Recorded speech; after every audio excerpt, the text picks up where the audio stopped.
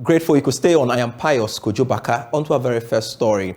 An economist has described February's inflation decline as impressive, but rules out assertions it has peaked.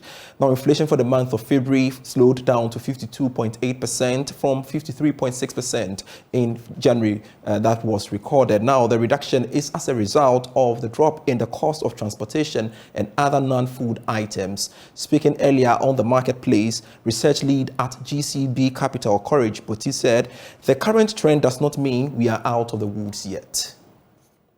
We are not having as much pressure from export prices, and in particular CD, even though not exactly stable, have behaved within a certain range so far this year, which meant that the depreciation problem is not so much pronounced. And we are seeing all of it that reflect on relatively stable transport fares, stable fuel prices at the pumps, and relatively stable prices on the market compared to what we've seen in previous months and weeks, really. And I think these are the things setting inflation on that downward trend. I wouldn't say we have reached a peak yet, because some of these revenue interventions could have lagged impact. Maybe that could run over the next 2-3 months, especially for the February data window, which did not reflect all of these interventions, really. I would be cautious to say we've reached a peak. You want to observe the trend over the next 2 and 3 months to see the clear trend that is emerging. Then we can conclude on whether 54.1 was the peak point of this wild inflation run. Because if you argue from the arguments have advanced so far that inflation decline could have been faster than we've seen, the 80 basis point we've seen in February, but for some of these revenue measures, really. And until we incorporate their full impact and lag impact, really, you might not see very sharp declines in inflation. I understand there is a base pull effect and it will get stronger as we go on, but we have to see the effect of these revenue measures actually fully reflect, and then you can begin to see the full impact of some of those base drifts. And going forward, hinging on the IMF, if the CD gains more stability and then oil market behaves the way it ought to behave going forward, with all of the interventions coming from within and without, really, then we could begin to see sharper inflation going forward. But the trend seems to be positive now, and it can only get stronger as the effect of the revenue measures that we've seen reflect in February decay. Moving on to some other stories, and Vice President Dr. Mahmoud Bawumia has said the country will save $4.8 billion from the gold for oil policy. Now, according to him, the policy, which is now in its 3rd month, has seen a positive result and thereby will impact positively on petroleum products going forward, especially tomorrow. Now, Dr. Bawumia was speaking at the commissioning of a head office for the bulk oil and transportation company, BOST, in Accra. There is more in this report. BOST is mandated to build a strategic reserve of stocks of petroleum products to meet a minimum of 6 weeks of national consumption from the gold for oil policy. Vice President Dr. Bawumia said the policy is on course to achieve its overall objective of reducing the prices of fuel and easing the pressure on the country's forex reserve. The savings in foreign exchange when we do this will be an annual saving of around $4.8 billion US dollars every year when we get this done. And that means that the oil importing companies, the BDCs, will not be going to the Bank of Ghana and looking for $4.8 billion to buy oil. We will buy that oil with that gold with our CDs, convert it into the oil payment, and therefore that demand will no longer be there. We have to understand that prices of fuel will go up and will come down. But what we expect to see under the gold for oil policy is more stability in the pricing and also savings in foreign exchange. Dr. Bawumia also projected a further fall in fuel prices going forward.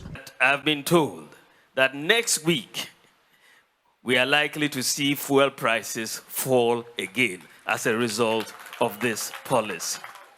Next week, it's not actually, Professor has just said, it's not that far, it's tomorrow. Tomorrow we will see the decline in prices that we expect.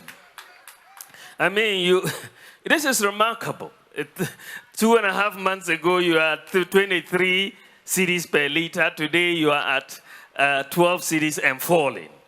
That is a good point. Ghana has received 2 consignments under the Gold for Oil policy, which began this year.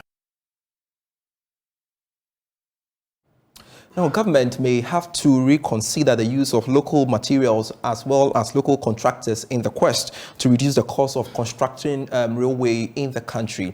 According to the Deputy Minister of Railways Development, Pious Kojo Backah, there are about 4,000 kilometers of railway projects to be completed across the country with limited resources. He was speaking at the stakeholder workshop for the new railway line master plan. There is more in this report. The country's new railway master plan has identified some 4,000 kilometers of railway that need to be constructed in order to reduce pressure on the roads. Speaking at the workshop on the new railway master plan, Deputy Minister for Railway Development, Pious Kojo Backah, bemoans the challenges of funding and how government could fall on local materials. Manufacture our own slippers in order to reduce cost and the margin of importing or a third party supplying us with that. So we can take some materials or some components of the construction on board locally, so that what will be left is what we don't do here, which are the trucks itself, made of steel. You get it? And when it comes to construction, we can even say that where we don't have the technical expertise will be maybe laying the track itself, but the formation and everything, we can contract some local contractors who are competent to do certain things for us, rather to award the contract en bloc that maybe a foreign contractor, be it a Mandi, Afcons, or somebody, is doing everything entirely. Chief Executive for the Ghana Railway Development Authority, Yao Owusu, explains the need for the review in the master plan. Well, the master plan is a dynamic tool that we are using. Like the Deputy Minister said, as time goes on, we need to go back to revisit to see if we are in line with the national agenda. And basically also in terms of how much resources we have to be able to complete the line. So it's something that every 5 years we are going to review the master plan to ensure that we have the capacity and the resources to complete the lines. It is projected that the country will need about $30 billion as capital requirement to develop rail network in Ghana. Now, senior partner at auditing firm KPMG, Anthony Sapon, has advised financial institutions to minimize costs to avoid the negative impact of current economic condition on their operations following the end of the domestic debt exchange program. He is also urging them to stick to good corporate governance principles. Mr. Sapon was speaking to Joy Business after receiving the international honors on behalf of KPMG Ghana for its contributions towards the fight against COVID-19. The financial sector in Ghana goes through challenges whenever the economy becomes unfriendly to businesses.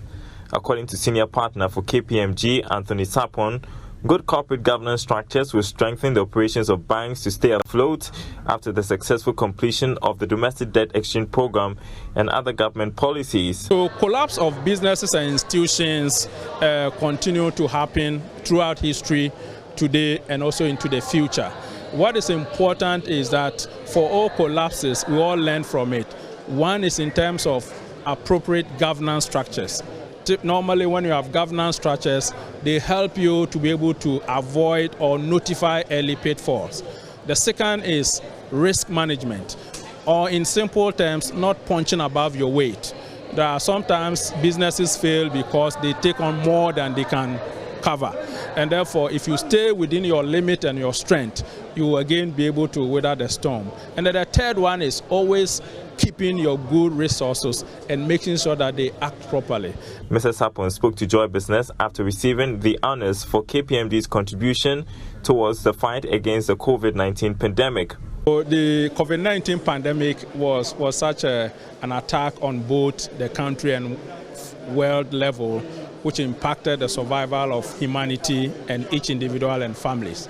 And for us as KPMG, we will always believe in giving back to society and actually leading in times of crisis and difficulties. And therefore, we put in a lot of sacrifices, volunteered people, to make sure that the structures that were put together by the state and private sector, we supported them to make sure that we deliver at least relief to Ghanaians. And for this reason, this award that the President and the nation is offering to KPMG, first and foremost, we are very grateful and thankful that the President and the nation is recognizing the sacrifices that we made. The award ceremony was to celebrate the achievements and sacrifices made by some personalities to fight COVID-19 and Ghana winning the maritime dispute at The Hague. Chief Executive of the Multimedia Group, Kwesi Chum, also received an award for his contribution towards the fight against the COVID-19 pandemic. Moving on to some other stories, Managing Director of Wilburn Africa, Kwame Wiafe, is calling for an expedition in the processes of the promulgation of the consumer protection law to safeguard the rights of consumers. According to him, more consultation is needed among stakeholders to fast-track the processes.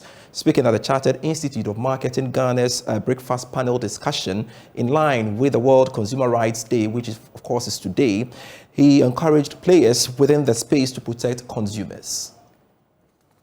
At the event, Kwame Wiafe questioned the effectiveness of processes involved in preventing substandard products. He, however, said lack of defined guarantees within the space is hurting operation. There is lack of defined consumer guarantees in Ghana. So if you are a consumer and you go and buy a product and the product is defective, what do you do? There are no defined guarantees as to what you do. If you are lucky and the product you bought from an established company like Nestle or Unilever, you may have some cause of redress. You could approach these companies, and I know that some of these established companies inherently, for business sustenance and continuity and to protect their credibility, would come to your aid and meet your, try to address the need. President of the Chartered Institute of Marketing Ghana, Dr. Daniel Kasati, entreated businesses to prioritize the needs and customers. The success of businesses depend on prioritizing the needs and interests of their consumers and engaging in ethical and responsible practices. The right to satisfaction, as endorsed by the UN, demands that people have access to basic goods and services.